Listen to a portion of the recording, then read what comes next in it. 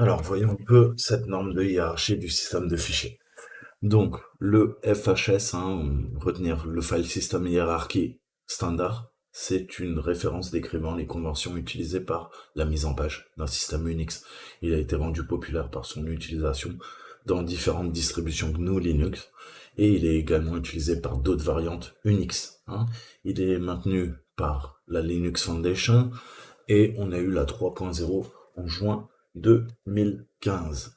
Alors, bien comprendre cette structure, je vous ai dit, voilà une hiérarchie typique, hein, et ce que vous devez comprendre, à la différence de quoi? De Windows, où je vous ai dit, vous avez quoi? Vous avez des lettres de lecteur, C deux points, D deux points, E deux points, F deux points, X deux points, avec différentes partitions, que ça soit des partitions physiques sur votre ordinateur ou des partitions partagées, qui sont en réseau. On va avoir un lecteur réseau, un partage réseau, un share, comme on l'appelle. hein. Vous allez voir la différence tout de suite dans Windows. Dans Windows, vos partages réseau, il y a une petite arborescence qui est différente de vos disques durs qui s'appelle partage réseau, qui s'appelle share, où le lecteur va être monté comme si c'était un autre disque dur de votre ordinateur. Par contre, vous avez des petits icônes qui vous indiquent que c'est un lecteur monté en réseau. hein. Quand vous avez plusieurs partitions, plusieurs disques, eh ben c'est pareil. Le C, c'est mon C. Le D, c'est un autre disque dur physique. D'accord? Sous Linux, on n'a pas ça. Sous Linux, tout ce que vous avez sous les yeux, ça peut être soit local, c'est-à-dire que il y a plusieurs volumes, plusieurs partitions qui sont montées. On parle de volume. Alors, j'avais fait l'erreur, je m'étais embrouillé moi-même. On parle de volume. Un volume, en fait, ça peut être un ou plusieurs disques durs. Ok? Un volume, ça peut être un ou plusieurs disques durs, et ça peut même être un disque dur local dans votre machine, regroupé avec d'autres disques durs qui sont distants, ailleurs, sur un autre serveur. D'accord? Et une partition, c'est pareil. Vous avez votre partition, généralement on parle de partition pour des disques durs physiques. Ok? Donc typiquement, vous pouvez avoir plusieurs partitions sur votre disque dur. Mais ce que je veux dire par là, c'est que peu importe, que ça soit des volumes ou des partitions, à partir du moment où ils sont montés, vous allez voir comment on monte, on démonte, on se sert notamment de MNT, qui est là, qui veut dire mount, mais pas que, on verra plus tard. Et ben, vous allez tout avoir intégré à quoi? À la racine, et après, vous allez avoir tous vos dossiers, vos sous-dossiers, vos fichiers. C'est-à-dire que vous ne pourrez pas, à moins de creuser, bien sûr, il y a toujours des moyens de savoir, ne vous inquiétez pas, mais ce que je veux dire, c'est que pour l'utilisateur standard, à la limite pour la secrétaire, pour le directeur, qui n'est pas un informaticien, qui n'est pas un geek, j'ai envie de dire, eh ben c'est peut-être mieux. C'est peut-être mieux pourquoi? Parce que quand il est sur son Linux, soit en ligne de commande, soit avec l'interface graphique, eh ben pour lui, tous les fichiers qu'il voit, ils sont sur son ordinateur. Contrairement à Windows, il n'a pas à apprendre à aller sur le share, même si c'est pas très compliqué non plus sur Windows, mais qu'il y a plusieurs lettres, il y a plusieurs disques durs, tout est unifié. Voilà. Pourquoi on parle d'unification? Parce que je vous ai dit quoi? C'est justement ce principe unifié. Le file system hierarchy standard, c'est ce principe d'unification. Il faut bien le comprendre. Donc, contrairement à Windows, ok, vous pouvez avoir lecteur distant, lecteur local, peu importe. Plusieurs volumes, plusieurs partitions, on s'en fout. Tout est unifié au sein de la même hiérarchie. Revenons à ce que je vous disais. Donc, dans les FHS, pardon, tout apparaît sous le répertoire racine, qu'on appelle le root, vous le savez, c'est le slash. C'est l'équivalent du C deux points anti-slash sur Windows. Même s'ils sont stockés sur différents périphériques physiques ou virtuels. Exactement ce que je vous disais. Certains de ces répertoires n'existent sur un système particulier que si certains sous-systèmes, tels que le système X-Window, sont installés. Donc X-Window, vous allez voir, s'en sert, ça permet en fait d'émuler une surcouche qui permet de faire apparaître des fenêtres, tout simplement. L'interface graphique, la GUI, La plus connue, c'est le X11, hein. X11, grosso modo, on lance X11 et je passe, ça me permettait quoi, de passer de la ligne de commande à une interface graphique, clavier souris, hein, parce qu'en ligne de commande, c'est clavier only, j'ai pas de souris. D'accord? Donc ça permet aussi de faire du remote desktop, hein, c'est-à-dire que je vais me connecter en SSH, c'est extrêmement utile, on s'en sert aussi en attaque, et après, on va faire une request local display input server, c'est-à-dire que je vais faire un export display, hein, je vais mettre l'utilisateur de la machine 2.0 et en fait, qu'est-ce que ça va? Je vous ai dit sous Linux, qu'est-ce qu'on peut faire? On va pouvoir rediriger les flux, entrée, sortie, standard, erreur, hein. Donc grosso modo, ça me permet de déporter quoi? Eh ben, l'écran sur la machine distante, ok? Et sur la machine distante, je vais via le réseau déporter l'écran et l'afficher sur le mien. C'est-à-dire quoi? C'est-à-dire que le clavier, la souris, l'écran, via le serveur X, vont pouvoir être déportés via le réseau sur ma machine. Ok? Donc c'est extrêmement intéressant, hein, puisque moi je suis Toto le hacker. Ok, j'ai mon client externe, j'ai mon browser, j'ai mon serveur, j'ai mon clavier, j'ai ma souris, j'ai mon screen. Je me connecte en SSH à un serveur distant, une machine distante, et ben, le clavier devient son clavier, la souris devient sa souris, mon écran devient son écran. Donc à l'inverse, vous l'avez compris, son écran devient mon écran, sa souris devient ma souris, son clavier devient mon clavier. Je peux utiliser la machine comme si j'étais directement dessus, hein. C'est vraiment un avantage qu'on a. Donc vous allez pouvoir, typiquement c'est cette fonction qu'on détourne. Pourquoi? Pour espionner l'écran d'un utilisateur, ni plus ni moins. Quand on fait des RAT, Remote Access Trial, on va utiliser ce type de technique, hein, ce reroutage de flux à travers le réseau. Mais c'est pareil, hein. Je dis juste que, bah écoute, la webcam de l'utilisateur, là, sur son téléphone, bah maintenant c'est ma webcam. Je voudrais me regarder. Mais c'est pas vous que vous allez regarder, c'est la personne qui est sur le smartphone que vous allez espionner. Ok? Je vous fais des métaphores. Donc voilà, allez creuser, je vous mettrai tout en description. Ça, c'est les fondamentaux, hein, du monde Unix, Linux, hein, le X11 et le X Windows System, hein. C'est ce qui permet de faire fonctionner. Là, j'ai quoi? J'ai une interface graphique. Je suis pas sous Windows. Pourtant, j'ai quoi? J'ai ce principe de fenêtre. Ok? C'est grâce soit à X11, bah là, moi, j'utilise KDE, hein, mais il y a toujours une couche X11, hein. Je sais pas si on le verra là, mais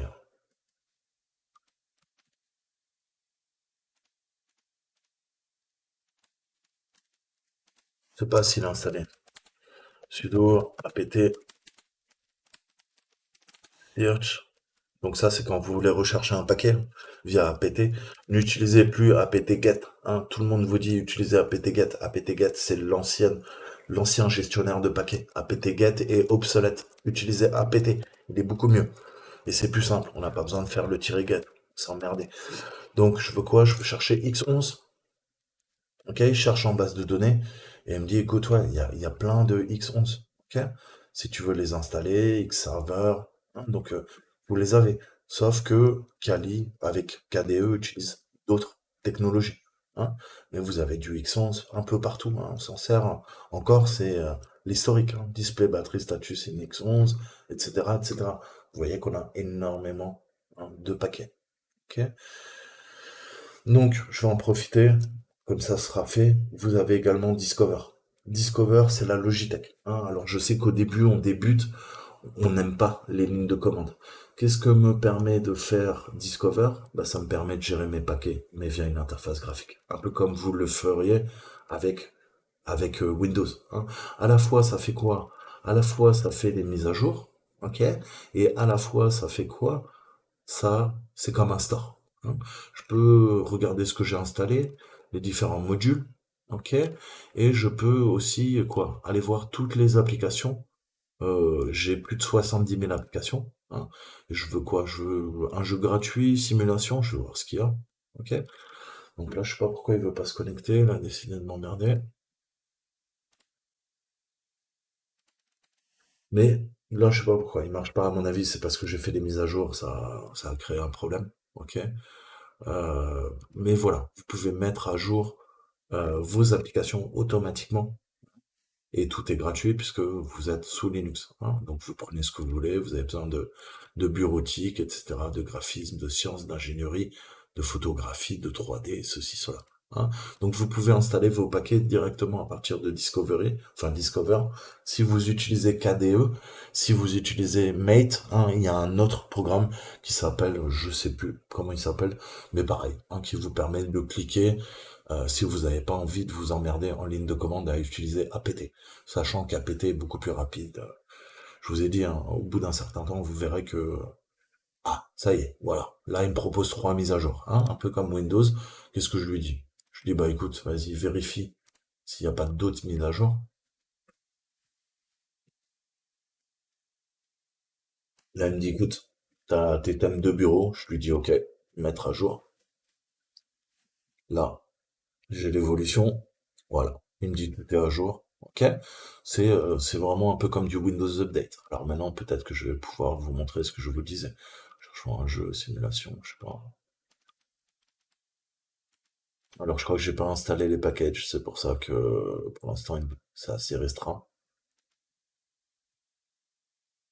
Parce qu'il me fait, oui, il y a un problème. À mon avis, il y a un problème quelque part. Je sais pas pourquoi. Mais bon, voilà, je cherche des écrans de démarrage. J'ai ça, hein. Vous pouvez aussi télécharger d'autres applications, changer vos curseurs. Vous savez que KDE, si vous l'utilisez comme moi, vous pouvez tout modifier, hein. Là, ce que vous voyez, moi j'ai mis un thème Windows 11 par défaut. Il ressemble pas du tout à ça, hein. Donc c'est entièrement personnalisable. Vous pouvez le faire ressembler à un Windows, vous pouvez le faire ressembler à un macOS, ce que vous voulez. Hein, je vous montre par défaut à quoi ça ressemble. J'ai tout modifié. Voilà, hein. Par défaut, ça ressemble à ça, hein. KDE. Après, vous voyez que chacun peut le personnaliser comme il veut. J'utilise un thème Windows 11 que j'aime bien. Après, c'est vous qui voyez. Mais c'est l'avantage. Ça, pour faire ça sous Windows, il faut passer par des solutions propriétaires. Et vous aurez encore Windows 11. Maintenant, on peut bidouiller. Ils sont en train de pomper sur Linux. C'est ça qui me fait rigoler. Mais Windows 10 et tout ça, il faut passer par des applications tiers. Ok? Alors que dans Linux, vous pouvez tout modifier comme vous voulez, hein. Je peux démarrer le mode d'édition, je peux modifier, ajouter des icônes, choisir la largeur, ajouter des composants graphiques. Mais ça, je vous l'ai déjà montré dans mes précédentes vidéos, hein. Je veux l'état de contrôle Bluetooth, je peux me le mettre. Je veux un calendrier, tu veux un calendrier? Tiens, tu te mets un calendrier là, ok? Après le calendrier, qu'est-ce que tu vas faire? Bah, tu vas choisir la taille, ok? Tu veux comment? Grand, petit? Je vais le mettre petit, hop, je le place là, ok? C'est l'avantage de Linux. Je configure l'application. Je vais dans mon calendrier, je veux le jour des semaines, afficher les numéros des semaines, j'applique, j'ai mon raccourci, je suis content, tac tac. Voilà, c'est fini. Je fais quitter le mode d'édition et j'ai quitté le mode d'édition. Ok? Donc là, c'est l'avantage. J'ai plus qu'à quoi. Je peux fermer ça, fermer ça. J'ai mon petit calendrier, je clique dessus. Voilà, il apparaît, hein. Donc c'est entièrement personnalisable. Je veux supprimer le calendrier, je supprime le calendrier. Vous faites ce que vous voulez. C'est ça qui est bien. Mais revenons à nos moutons.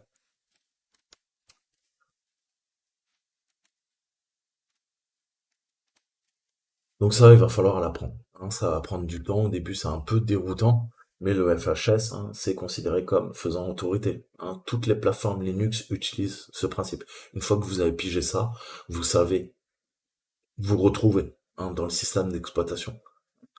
Donc le root. Le root, c'est la hiérarchie primaire, hein, ce qu'on appelle root racine. Le répertoire racine, c'est l'ensemble de la hiérarchie du système de fichiers. Ensuite, on a les bins, hein, comme binaries. Ce sont les binaires de commande essentiels qui doivent être disponibles en mode mono utilisateur, hein, c'est-à-dire que c'est vous qui l'utilisez, pas plusieurs utilisateurs. Parce que vous savez que, quoi, on a toujours plusieurs utilisateurs, hein. J'ai plusieurs consoles. Là, j'ai une console, j'ai une deuxième console, j'ai une troisième console, j'ai une cinquième console, j'ai une sixième console, une septième console, j'ai une huitième console qui est quoi? Qui est mon interface graphique. Ok. Vous pouvez changer de console avec CTRL Alt F1, F2, F3, F4, F5, F6, F7, F8. Ok. F9, F10, F11, 12. Ok. Donc vous avez 12 consoles. Ça veut dire qu'il y a 12 personnes sur votre ordinateur déjà qui peuvent simplement travailler en même temps que vous, sans que ça vous dérange. Chacun aura sa console et pourra l'utiliser. Sauf qu'il y a une console qui est réservée à l'interface graphique et les autres consoles sont en ligne de commande. Et je vous ai déjà montré, je peux quoi? Je peux me connecter. Je peux me connecter, je suis en ligne de commande. C'est tout petit, c'est pas très grand, mais ça fait le taf. Je m'en fous. Ça marche. Si je sais taper mon mot de passe. Alors, tiens, ok, ça fait le taf. Je peux me balader, je peux tout utiliser, il n'y a pas de problème. Yes, PSAUX, je peux quoi? Faire un hashtag, ok. Regardez, j'ai mon gestionnaire de tâches. Je peux l'utiliser, il est totalement fonctionnel, ok. Donc, voilà, pensez que contrairement à Windows, où il faut un Windows Server pour être multi-utilisateur, Linux, même si vous installez pas un serveur, votre Linux c'est à la fois un poste client, à la fois c'est un poste serveur. Hein. Il n'y a pas de différenciation, il n'y a pas de version Linux serveur, puisque Linux en soi c'est un serveur. Ok. Après, tu l'utilises comme tu veux. Hein. Moi, je l'utilise pas en mode serveur, je l'utilise en mode poste client, mais l'un n'empêche pas l'autre. Hein. Vous pouvez faire les deux en même temps. C'est, c'est toute la puissance de Linux, justement. Donc le bin, pensez à ça, bin, je vous ai dit, c'est où on a tous nos outils qu'on utilise tous les jours, pour faire apparaître le système, le réparer. On a cat, ls, cp, cat qui me permet d'afficher les fichiers, ls, list and sort, lister et trier les fichiers, et cp pour copier les fichiers, copy, ok? Le boot, très très important. Si on commence à bidouiller le boot, il y a de fortes chances que votre Linux, il marche beaucoup moins bien. C'est ce qu'on appelle le loader, le bootloader, c'est-à-dire les fichiers du chargeur de démarrage. On a les noyaux, on a initRD qui va venir initialiser le kernel et surtout les périphériques, les pilotes de périphériques pour que au démarrage de votre système d'exploitation, l'ensemble de vos périphériques soit fonctionnel. Ok. On a le dev, très très important. Dans le dev, on a dev nul, qu'on se sert beaucoup. Alors dev nul, c'est le trou noir. C'est-à-dire tout ce que tu vas renvoyer vers dev nul, ça disparaît. On s'en sert souvent pour rediriger les erreurs. Ensuite, on a disque 0, SDA, Tiki, les pseudo-terminaux, et du random. Donc, typiquement, c'est tout, je vais pas rentrer encore dans les détails, mais c'est tous nos fichiers de périphérique. Ça, on peut aller voir, par contre, c'est intéressant.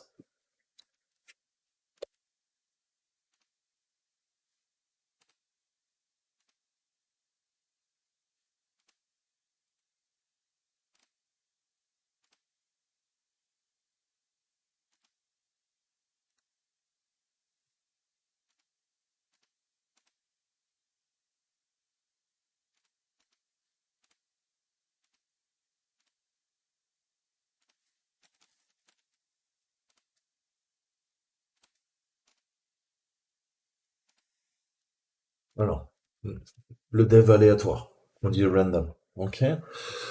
Dans les systèmes d'exploitation de type Unix, donc aussi Linux, dev random, dev urandom et dev random sont des fichiers spéciaux en fait, qui servent de générateur de nombres pseudo aléatoires. C'est ce qu'on appelle l'entropie. Ok, je vais pas rentrer dans les détails, mais on a besoin de générer des nombres pseudo aléatoires. Vous ne pouvez pas, avec un ordinateur, à moins d'avoir un ordinateur quantique, générer de l'aléatoire en termes mathématiques, qui soit fiable. Quand on fait de l'aléatoire avec un ordinateur, on essaie de s'approcher. Puisque le principe d'aléatoire, c'est que il n'y a pas des patterns. C'est-à-dire que ça soit totalement aléatoire. Mais le seul truc qu'on connaît qui est totalement aléatoire, c'est quoi? Si vous croyez pas à la destinée, c'est l'univers. L'univers, vos vies sont aléatoires. Elles sont aléatoires. Est-ce que vous pensez vraiment contrôler votre avenir, votre passé, votre présent? Certains disent que c'était écrit, c'est Dieu qui l'a fait. Et finalement, vous faites que suivre un chemin qui est prédéterminé. Ok. Il y a d'autres philosophes, loin de ces schémas de pensée théocratiques, religieux, euh, disent que justement c'est totalement aléatoire. C'est totalement aléatoire. En fait, vous avez l'homme à son libre arbitre, ok? Il peut faire ce qu'il veut, hein. Et des fois, dans votre vie, il arrive des événements. Ces événements sont soit aléatoires, soit prédéterminés. Après, c'est votre vision du monde, ok? Mais où je veux en venir, c'est qu'un ordinateur simule l'aléatoire, hein. Il va faire que simuler. Donc, on se sert, justement, hein, de random, you random, a random. Et on peut se servir des périphériques, et ça, c'est assez marrant, c'est que vos composants électroniques créent quoi? Des perturbations électromagnétiques, hein. On a des perturbations, c'est pour ça qu'en tempête, hein, dans le renseignement, on peut capter les perturbations électromagnétiques de vos processeurs, de vos disques durs, de vos souris, n'importe quel équipement crée, même votre clavier, quand vous appuyez sur une touche, ça crée, hein, c'est le principe de courant, hein, quand il passe dans les composants, crée une perturbation électromagnétique. Ok. Chaque touche de votre clavier a une perturbation électromagnétique qui a sa propre signature. Un A, ça fait pas la même perturbation qu'un Z, qu'un M, qu'une virgule, qu'un 1. Hein. À partir de là, à distance, les agences de renseignement sont capables de savoir ce que vous tapez sur vos claviers à plusieurs centaines de mètres avec le bon équipement. Ça, c'est ce qu'on appelle le tempest. Okay. Le tempest dans le renseignement, c'est capter toutes les émissions, hein, ce qu'on appelle les EMI, qui vont permettre de détecter à distance ce que vous faites, hein. Donc typiquement, on sait exactement comment vous bougez votre souris, ce que vous tapez, même votre écran. Votre écran, sans voir votre écran, on peut, grâce aux perturbations électromagnétiques, des tubes cathodiques, des écrans LCD, plasma, etc., savoir ce qui s'affiche sur l'écran, à distance. Hein. C'est de la magie noire, ça, non? Ok? Donc bien comprendre. Mais on peut s'en servir aussi de ces perturbations électromagnétiques parce qu'elles génèrent du bruit. Ok? Vos équipements, votre souris aussi, elle est aléatoire, hein. Je bouge ma souris, je vous montre un truc, je fais ça. Mais lui, le système d'exploitation, ok? Il sait pas à l'avance ce que je vais faire avec ma souris. Eh ben, on peut se servir de mes mouvements de souris. Pourquoi? Pour créer de l'aléatoire. Ok? Et à la limite, c'est la meilleure technique pour créer de l'aléatoire. Ok? Puisque moi, là, je suis en train de faire ça. Toi, peut-être si t'es gaucher, qu'est-ce que tu vas faire? Tu vas faire ça, hein, pendant que tu parles. Ok? Mais c'est rare que deux personnes sur Terre aient au pixel près, quoi, le même mouvement de souris, ok, pendant l'utilisation d'un ordinateur. Eh ben ça, c'est parfait pour créer de l'entropie, ok. Donc, ce que je vous disais, hein, ils permettent d'accéder au bruit environnemental collecté à partir des pilotes de périphériques et d'autres sources. Le dev random, généralement bloqué, s'il y a moins d'entropie disponible que demandé. Allez voir ce concept d'entropie, vous le trouverez en mathématiques, notamment la théorie du chaos, hein, en mathématiques, très important. Allez creuser, même si vous n'êtes pas matheux, vous allez voir que c'est ce qui régit l'univers, la théorie du chaos. Ok. Puis récemment, on a différents systèmes d'exploitation, hein. Donc, on bloque généralement au démarrage, hein, jusqu'à qu'on ait une entropie suffisante qui ait été recueillie. Alors, je m'explique. Vous démarrez votre ordinateur, je vais capter, hein, les ondes électromagnétiques ou le bruit généré au niveau des bobines, hein. Vous savez que vous avez vos condensateurs, vous avez plein de matériel, hein, vos VRM, vos étages d'alimentation, qui créent un signal, hein, on fait passer quoi? Des 0 et des 1, et en fait, je vous ai dit, au niveau des portes logiques, des gates, des transistors, qu'est-ce qu'on fait? On ouvre, on ferme, on ouvre, on ferme. Ok. Donc on a des signaux, hein, en crête, et c'est pareil. À partir de ces signaux, on peut dériver un autre signal et créer de l'entropie, hein. Donc je vais bloquer ton signal souris jusqu'à que tu aies créé assez d'entropie, et à partir de là, je vais me servir de cette entropie qui a été stockée, c'est-à-dire tous tes mouvements hiératiques de souris, ok, ont des valeurs, hein. Ta souris, c'est quoi? C'est X et c'est Y, hein. C'est une abscisse et une ordonnée. À partir de là, je peux dériver, hein, et calculer, créer de l'entropie. D'accord? On va faire très simple. Donc les périphériques DevU-Random n'a généralement jamais été un dispositif bloquant, même si le seed, hein, la graine du générateur de nombres pseudo-aléatoires, n'a pas été entièrement initialisé avec l'entropie depuis le démarrage. Alors ça, il faut comprendre un petit peu comment fonctionne l'entropie, ce principe de graine, hein, de seed, Et généralement en mathématiques, alors j'ai pas fait de mathématiques, mais je sais que les matheux, quand vous faites des écoles d'ingénieurs et tout ça, je crois qu'ils vous apprennent à créer des générateurs de nombres pseudo-aléatoires, hein. C'est un bon exercice. Là, moi, c'est au-dessus de mes compétences. Je ne suis qu'un pauvre autodidacte. Euh, donc on a dev random aussi, hein, qui bloque après le démarrage jusqu'à que la graine ait été solidement initialisée avec suffisamment d'entropie, puis ne bloque plus jamais. Alors là, bien comprendre ces concepts, je vous conseille d'aller voir ce principe d'entropie, hein. Je vais pas creuser, mais vous voyez qu'au niveau de l'exdump, hein, on va pouvoir générer des nombres aléatoires, hein. On peut avoir, là on a un script shell qui va générer des caractères imprimables, hein, aléatoires, mais légèrement biaisé, ok? Puisque le principe, c'est que on peut que s'approcher, hein, d'un certain niveau d'entropie, et c'est utilisé également, je vous disais, en cryptographie. Je vous ai toujours dit, on parle du niveau d'entropie, hein.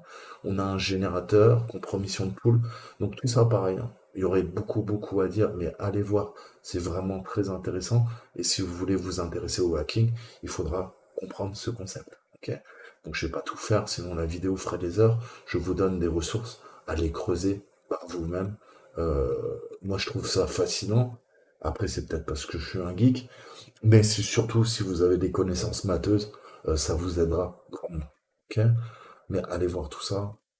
Donc ça c'est le A-Random, hein.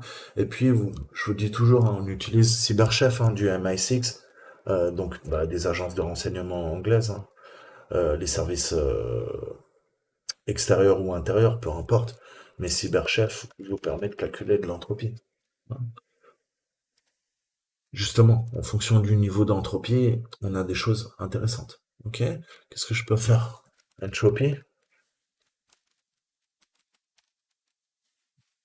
Ok. Ok. Qu'est-ce qu'il me dit? Donc c'est Shannon, hein, ce mathématicien, elle est creusée aussi, hein. Donc l'entropie de Shannon, dans le contexte de la théorie de l'information, je vous parle tout le temps de la théorie de l'information, puisque si vous voulez comprendre comment les gens fonctionnent, comment la société fonctionne, comment les cellules terroristes fonctionnent, comment les groupes de hackers fonctionnent, comment la société fonctionne, comment le pouvoir s'exerce au sein de la société, au sein du monde entier, il faut comprendre la théorie de l'information. Ok? C'est le taux, le calcul en fait au niveau de l'information qui est produit à partir d'une source de données. Je vous ai dit, Internet, le big data, c'est le nouvel or noir. On se sert de la théorie de l'information. Pourquoi? Pour comprendre en fait, hein, les relations entre les individus et ces sources de données. Si j'arrive à calculer tout ça, je commence à faire du big data, hein. Et c'est exactement ce que font les GAFAM, hein. Avec toutes les données qu'on produit, moi-même, avec mes vidéos YouTube, hein, ça crée justement de l'entropie, et à partir de là, on va pouvoir générer, et je vous dis, ce principe de raffinement de l'information, je pars d'une source brute, et en sortie, j'ai une source qui est raffinée, qui peut être exploitée. Ok? Donc, on parle de structures et de données qui sont non structurées et qui sont aléatoires, hein. Si je dois prendre du texte, on s'en sert beaucoup en entropie pour déchiffrer, hein, ce qu'on appelle du ciphering, deciphering. Grosso modo, dans le renseignement, on a des messages codés ou dans le monde militaire, et on se sert de l'entropie pour essayer de détecter, en fait, soit les techniques de chiffrement qui ont été utilisées, soit la langue, ok, qui a été offusquée. Ok, je suis anglais, le message anglais, je vais le passer à la moulinette avec différents algorithmes d'encodage, de déchiffrement, etc., etc. Et en fonction de l'entropie, je sais, hein, quelle langue c'est. Est-ce que ça a été très compressé ou plutôt chiffré, hein? Est-ce que ça a été encodé ou ça a été chiffré? Je peux le déchiffrer, hein, etc., etc. Je m'explique. Là, on a l'entropie, ok? Je vais mettre Toto is a hacker and is teaching its skills on YouTube, ok? Donc là, j'ai quoi? J'ai une ligne, longueur, j'ai quoi? J'ai 58, ok? J'ai 58. Est-ce que c'est vrai? Bah, je pense que c'est vrai. Un, 2, donc un, 2, 3, 4, 5, 6, 7, 8, 9, 10, 11, 12, 13, 14, 15, 16, 17, 18, 19, 20, 21, 22, 23, 24, 25, 26. 29, 30, 31, 32, 33, 34, 35, 36, 37, 38, 39, 41, 42, 43, 44, 45, 46, 47, 48, 49, 50, 51, 52, 53, 54. Alors, pourquoi il me trouve 58? Là, j'ai un doute. Ou c'est moi qui fatigue. Bon, on s'en approche. Je fais plus confiance à lui qu'à moi. Mais on voit l'entropie. Hein. Qu'est-ce qu'il me dit? Il me dit, écoute, bah là, il y a de fortes chances que, ouais, là, plus tu me donnes de mots, plus je peux te garantir que c'est bien de l'anglais. Hein. Pourquoi? Parce que bah, je fais des calculs. Hein. On a différents trucs, mais par rapport à ça, si je continue, ok, est-ce que je peux dire? Je sais pas comment le dire. Hein.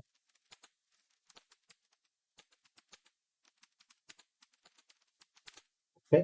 Vous voyez que l'entropie reste à un certain niveau. Hein. Je peux ajouter des phrases, mais vous allez voir qu'on va rester tout le temps hein, dans cette valeur. Donc, c'est ce qu'ils vous disent. Hein. Ils vous disent quoi? Ils vous disent à partir de zéro, c'est du randomness. Ok?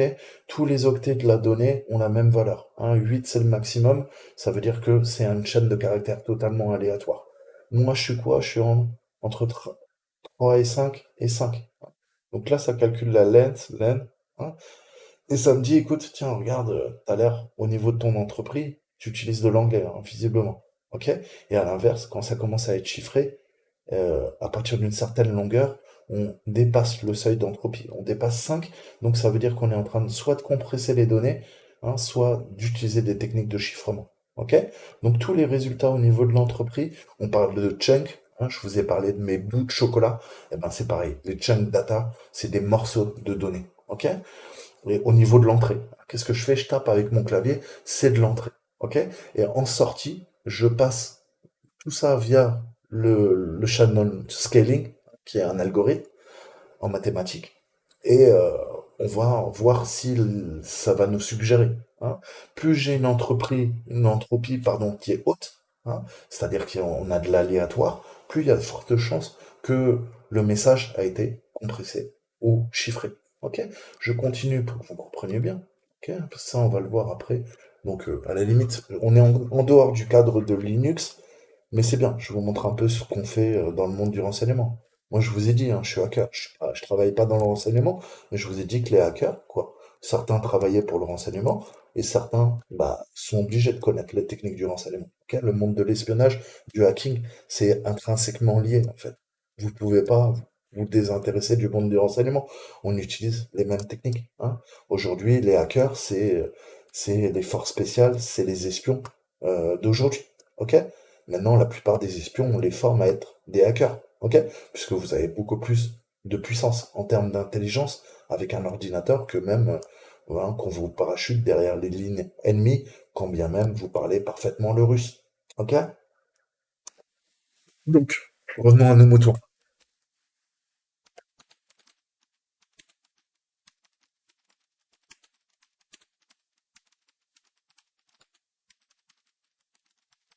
Ok. Donc je continue. Je continue, mais qu'est-ce que je vois? Je continue, l'entropie, quoi, reste dans un seuil entre 3 et 5. Ok? Par contre, maintenant, qu'est-ce que je fais? Si là, je commence à faire ça, et là, je lui dis, écoute, bye bye. Et je lui dis quoi? Ben, encryption, encoding. Ah, je vais peut-être encodage, ok? En AES, AES en 256, ok? Les IV, hein, les vecteurs d'initialisation, euh, ok? En CBC, en X, 3 bytes, tu veux?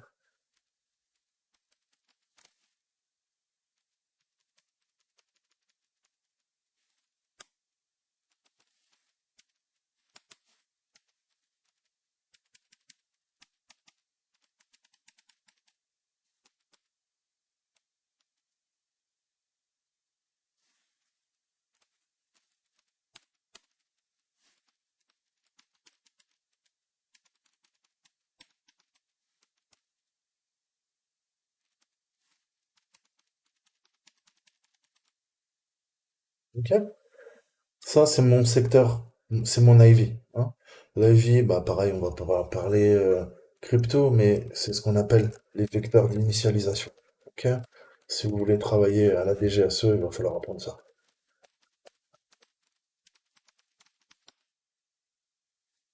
Ok?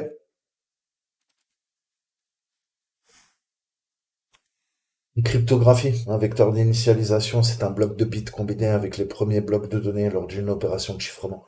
Il est utilisé dans le cadre des modes d'opération d'un algorithme de chiffrement symétrique par bloc ou chiffrement par flux, hein, comme le RC4. Je vous ai dit, les dernières cyberattaques, on se sert d'un chiffrement par flux. On utilise du RC4. C'est extrêmement utilisé pour offusquer, pour contourner les systèmes de défense. Ok? Dans certains cryptosystèmes, le vecteur est généré de manière aléatoire. Intéressant. On en revient à quoi? À l'entropie, puis transmis en clair avec le reste du message. Dans d'autres systèmes, on peut utiliser une métadonnée comme le numéro de inode du fichier chiffré. Alors ça, pareil, les inodes, vous le verrez tout le temps. On travaille en inode beaucoup, beaucoup, beaucoup sous Linux. Ok? C'est index et node. Ça va bien comprendre. C'est une structure de données qui contient des informations à propos d'un fichier et répertoire stocké dans certains systèmes de fichiers, notamment de type Linux, Unix. En fait, à chaque fichier correspond un numéro d'inode, in-number, dans le système de fichiers dans lequel il réside, unique au périphérique sur lequel il est situé. Typiquement, c'est ce qui stocke vos métadonnées, hein, les métadonnées de vos fichiers. En analyse forensique, on sert des inodes pour savoir quel fichier vous avez effacé, quel fichier a été effacé, est-ce qu'on peut pas le récupérer via les inodes? Bah si, justement. Ok? C'est un peu l'équivalent des shellbacks sous Windows. Ok? C'est ce qui permet à la fois de vous fliquer, c'est ce qui permet de récupérer des données, c'est ce qui permet le bon fonctionnement du système de fichiers. Ok? Alors, on a des partitions, hein. Sous Linux, on utilise quoi? Du EXT. Généralement, EXT, le dernier, c'est le EXT 4. Ok? Et au niveau de ces inodes, ça fonctionne totalement différemment du NTFS. Ok? De Windows, hein. Windows utilise le NTFS. Ok? Donc, je vais pas rentrer dans les détails, j'ai pas envie de vous perdre. Ok? Mais ça fonctionne pas tout à fait pareil, hein. Donc, les inodes, retenez bien ça, c'est le système de fichiers qui contient les informations concernant le fichier, telles que son créateur, son propriétaire, son type d'accès, les fameux ACL, ok? Lecture, écriture, exécution, hein. Donc pareil, lisez, lisez, lisez, lisez, lisez. La connaissance, vous pouvez que l'acquérir en intégrant toutes ces données dans votre cerveau. Après, faites des synthèses, ok? Le meilleur, c'est prenez-vous un cahier, notez tout ça. C'est comme ça que vous retiendrez le mieux. Ok? Et une fois que vous avez entraîné votre cerveau à ingurgiter de la donnée, de la data, faites des synthèses. Essayez d'expliquer ça à un pote. Expliquez ça à votre mère. Expliquez ça à votre père. Expliquez ça à votre femme. Et puis expliquez ça à votre petit copain, votre petite copine. Ça ne me regarde pas de ce que vous faites. Ok? Ce que je veux dire par là, c'est transmettez votre savoir. Vous saurez que vous avez bien pigé un truc quand vous pourrez vulgariser. C'est exactement ce que je fais avec moi sur ma chaîne YouTube, ok? J'ai des cours, je passe des certifications de fou.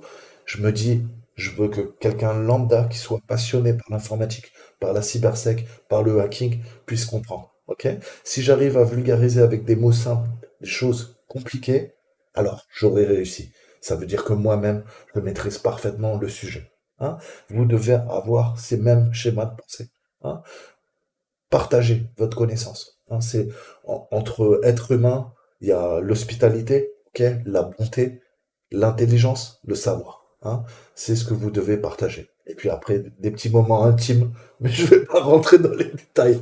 Ok, partagez votre savoir. Ok, on est des animaux sociaux, on est des animaux curieux, hein. On est fait pour vivre en tribu, en groupe. Ok, on crée des groupes, hein. Nous, notre passion sur cette chaîne, c'est quoi? C'est l'informatique, le hacking, hein, la cybersécurité, la petite bidouille, hein. Et voilà, on partage, donc pensez à partager. Ok, c'est comme ça que vous saurez que vous maîtrisez. Si vous hésitez, si la personne ne comprend pas ce que vous lui dites, c'est que, à mon avis, il faut retourner. Avec le papier, le crayon, avec vos bouquins, continuez à bosser. Ok, ça va venir petit à petit, petit à petit. Je vous ai dit, votre cerveau, plus vous l'entraînez, plus ça va devenir une mécanique, hein, et ça va devenir fluide. C'est exactement comme un sport. Ok, au début, vous êtes mauvais, plus vous allez pratiquer, plus vous allez devenir bon. C'est ce qu'on appelle la dextérité. Cette dextérité, ça passe par passer du temps à acquérir de la donnée. Hein. Votre cerveau, c'est un ordinateur, un super calculateur. Ok? Vous, moi. C'est pas une question d'intelligence. Ok? Arrêtez avec ces concepts d'intelligence. Tout le monde est intelligent. Je vous ai dit, il y a des gens qui prennent plus de temps que d'autres pour ingérer, digérer la donnée. Mais on est tous intelligents. C'est juste qu'on est tous fainéants. On n'a pas envie d'apprendre. Ok?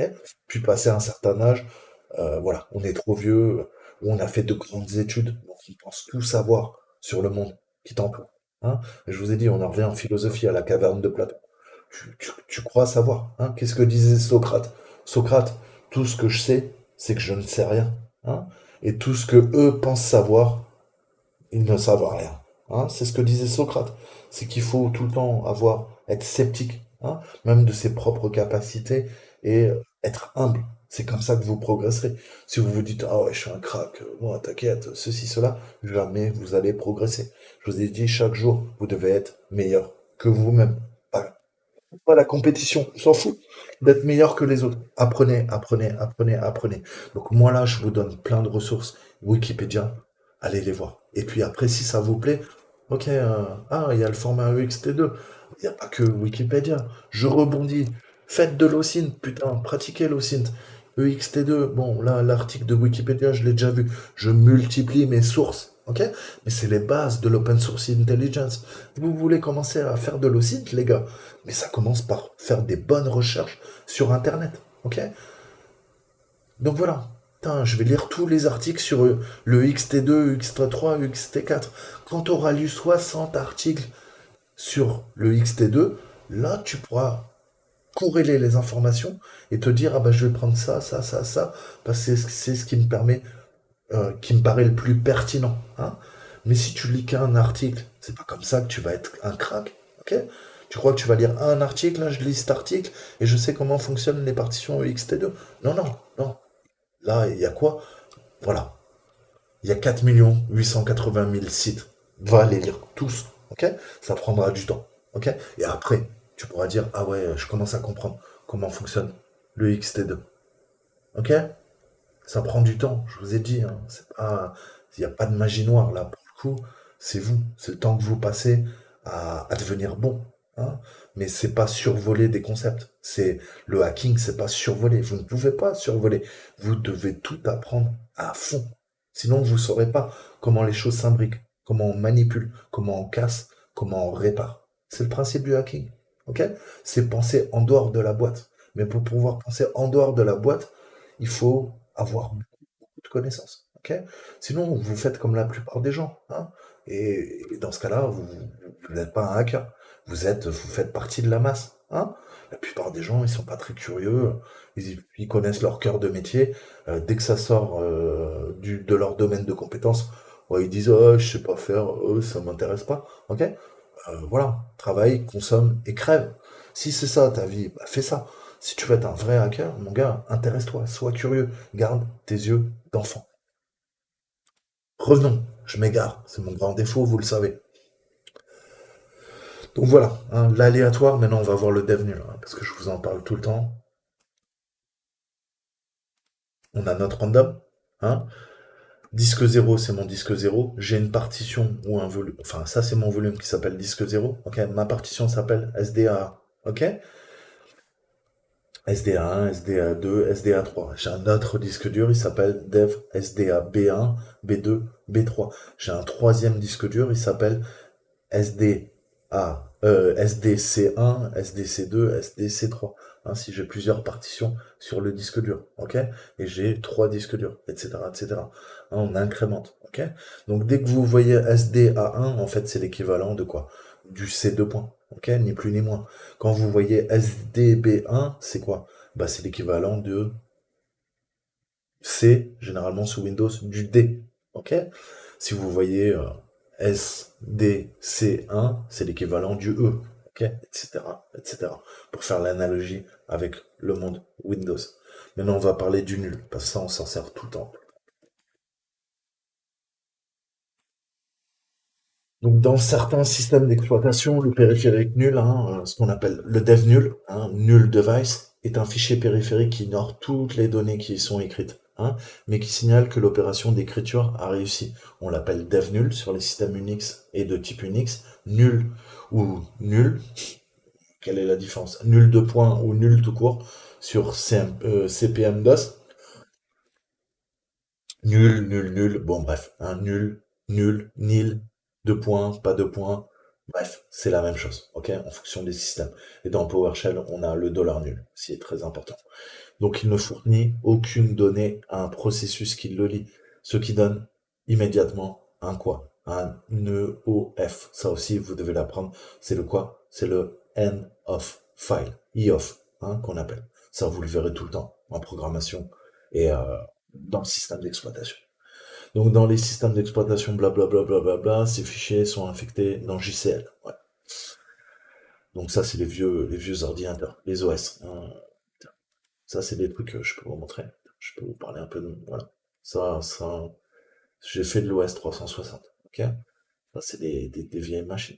Hein, c'est des trucs qui datent d'il y a 50 ans. J'étais pas né, je vous rassure, mais j'ai connu ça. J'ai connu ça. Voilà, des vieux trucs. Mais qui marchent bien, hein, franchement. Mais il faut faire fonctionner en bas niveau. Ok.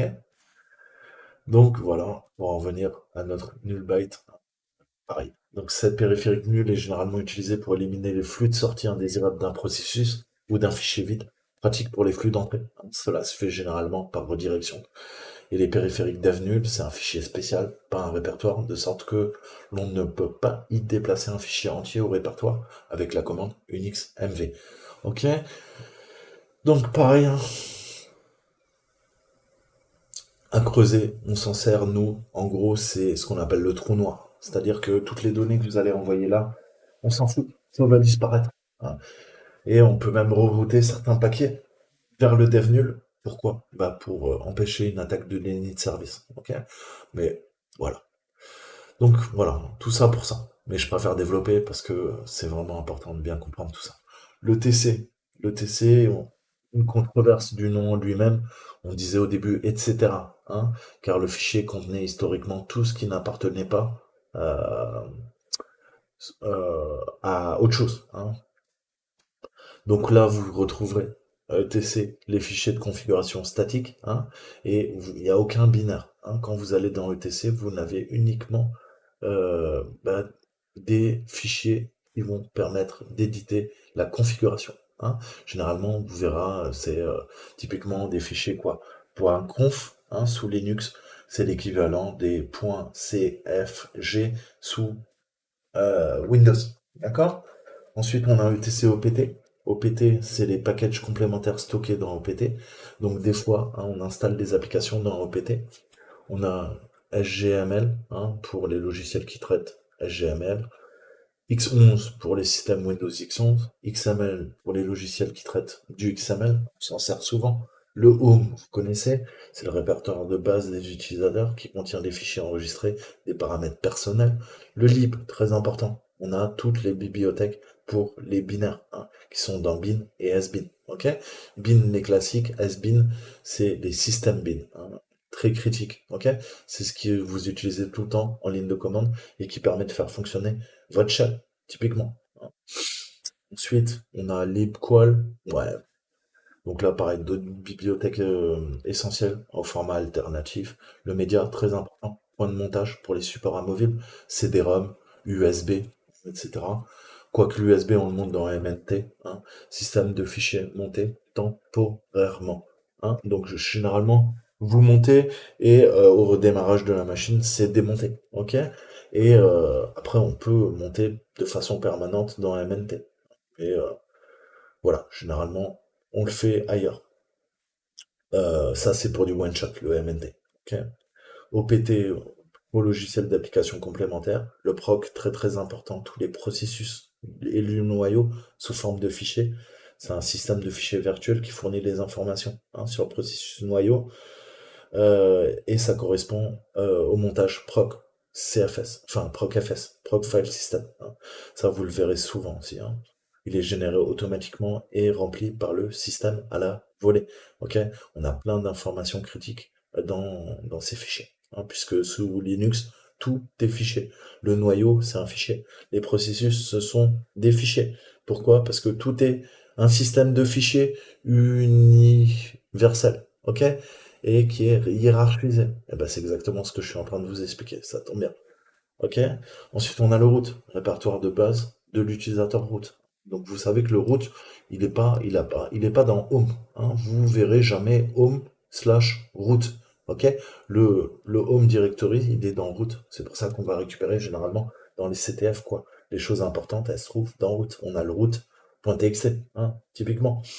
Ensuite, le run, très important, données variables d'exécution, hein, informations sur le système en cours depuis le dernier démarrage, par exemple les utilisateurs actuellement connectés et les démons en cours d'exécution.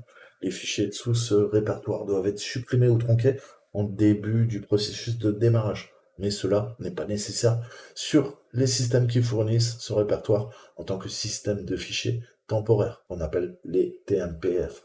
Alors, les temp fs, file system, un peu comme on a du proc fs.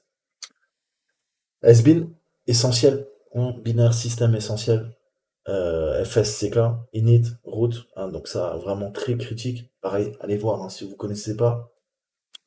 SRV, SRV serveur, hein, serveur web, on a des scripts et des données, par exemple pour le serveur FTP, hein, ou les référentiels pour les systèmes de contrôle de version. On a 6 très importants, informations sur les périphériques, les pilotes et certaines fonctionnalités du noyau. Typiquement, vos périphériques ne peuvent pas fonctionner s'il n'y a pas ce répertoire 6. Ça permet de les initialiser aussi. TMP temporaire. Alors, vous voyez souvent l'utiliser. Pourquoi? Parce que c'est pas conservé entre le redémarrage du système, hein. Ça peut être sévèrement limité en taille. Ok? Ouais. Mais moi, tous mes payloads, je les mets là-dedans. Comme ça, une fois que j'ai piraté la machine, qu'est-ce que ça fait? Eh ben, dès que l'administrateur redémarre la machine, tout est effacé. Donc, ça efface automatiquement mes traces. Ok? Donc, c'est cool. Et je sais que je peux toujours écrire dans TMP quand j'attaque une machine Linux. User, secondaire, hein, hiérarchie secondaire pour les données utilisateurs en lecture seule, et ça contient la majorité des utilisateurs, des utilitaires, je vais y arriver, et des applications. Un multi-utilisateur doit être partageable et en lecture seule, hein. Donc on a certains, ça c'est important, on verra les droits, je vous l'ai déjà expliqué, qu'on peut modifier avec Shawn, avec chmon, euh, mais on a certains répertoires qui sont soit partageables, d'autres qui sont pas partageables, d'autres qui sont en lecture seule, d'autres qui sont en écriture seule, d'autres qui sont en lecture, écriture, exécution. Tout va dépendre. Mais c'est ça qui permet par granularité de sécuriser foncièrement votre Linux. User bin, c'est le binaire de commande non essentiel, nécessaire en mode mono-utilisateur. Donc, pour tous les utilisateurs, vu que non nécessaire en mode mono-utilisateur. Include, fichier d'inclusion standard. Lib, les librairies. Lib equal, le local. Hiérarchie tertiaire pour les données locales, spécifiques à l'hôte, hein. Donc, vous verrez dans le local, vous avez certains programmes qui s'installent, ou dans share aussi. Mais voilà, c'est des répertoires très courants pour le bon fonctionnement. Le share, le SBIN, le local. Vous retrouverez vos programmes dans OPT également. Share, données indépendantes de l'architecture partagée, le SBIN, je vous l'ai dit, binaire système non essentiel, démon, service réseau, mais qui permettent le bon fonctionnement du système d'exploitation. SRC, tout ce qui est source, hein, code source du noyau, avec les headers, fichiers d'entête, les var, les variables. Donc variables, on entend des fichiers qui ont une longueur variable, donc forcément les journaux, les logs, les fichiers de spooler, les fichiers de courrier électronique temporaire, etc., etc. Le cache, donner du cache d'application, hein, c'est au niveau des entrées-sorties, les IO, input-output, et des calculs fastidieux. L'application doit être en mesure de régénérer, de restaurer les données. Les fichiers mis en cache peuvent être supprimés sans perte de données. Donc de temps en temps, on va nettoyer un peu le cache aussi. Ok? Informations sur l'état, les données persistantes modifiées par les programmes au fur et à mesure de leur exécution, base de données, métadonnées du système d'empaquetage, le fameux APT notamment. Le lock, très important, on verrouille les fichiers, ça va garder une trace des ressources actuellement utilisées. Typiquement, vous mettez à jour votre distribution Linux et vos paquets du repo, ça va mettre un lock. C'est-à-dire qu'il n'y a pas un autre processus en mémoire ou une autre application, hein, qui tourne, qui va pouvoir quoi? Modifier les fichiers des paquets de vos applications. S'il y a une mise à jour, on ne va pas demander de faire un appel système et de charger certaines librairies ou de lancer telle ou telle application. Ça risque de faire cracher le système, hein, ou de corrompre les données. Donc on se sert de logs. Vous avez tout le temps, quand vous exécutez une application, il y a des logs qui se mettent en place au niveau de la mémoire pour protéger, hein, une partie de la mémoire paginée et protéger aussi des ressources qui sont utilisées qui ne doivent pas être modifiées. En tout cas, modifiées uniquement par le programme, pas par le reste du système d'exploitation. Voilà, les logs, hein, pareil, important. Les mails, vous avez vos mails, hein, puisque en fait Linux intègre directement un client mail dans le système d'exploitation. Vous n'avez pas besoin d'un client de mail. Tout est intégré. Ok. OPT, run, spool, le spooler et les fichiers TMP. Hein, mais var TMP, par opposition, quoi, on les conserve entre les redémarrages. Par contre, TMP tout court à la racine, sans le var, là, ils sont effacés. D'accord? Donc, je vous laisserai lire le reste, hein, mais ça aussi, c'est vraiment important. Debian, hein, au niveau du dev, comprendre ce que c'est le dev SHM, hein, au niveau du run, ETC étoile, le libinit, le lock, le run, tout ça, allez creuser, c'est vraiment important. Mais moi, je m'arrêterai là. C'était vous expliquer bien en profondeur, à vous de creuser, parce que c'est encore plus compliqué que ça, vous l'avez compris. Je peux pas résumer ça en 1 heure, mais c'était le FHS, le File System Hierarchy Standard.